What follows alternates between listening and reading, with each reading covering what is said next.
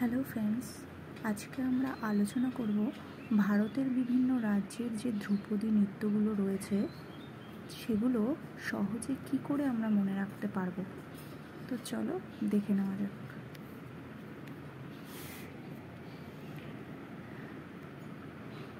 দেখো, এখানে একটা ছড়ার মাধ্যমে আমরা সহজেই মনে রাখতে পারবো কোন রাজ্যে কোন নৃত্য রয়েছে। প্রথমে রয়েছে ভরত আছে তামিলে, কথাকলি কেরালায়, অসমেতে সত্রিয়, ওড়িশি আছে ওড়িশায়, অন্ধ্রেতে কুচিপুড়ি, মণিপুরে মণিপুরি, ইউপিতে কত্থক, নেচে যায় ঘুরি ঘুরি। তো এই ছড়াটার মধ্য দিয়ে আমরা দেখে নেব যে কোন রাজ্যে কোন নৃত্য রয়েছে। তো চলো দেখে নিচ্ছি। দেখো, প্রথমে রয়েছে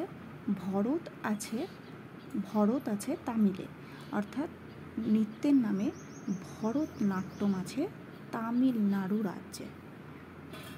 নেক্সট কথাকলি কেরালায়, কথাকলি আছে কেরালাতে।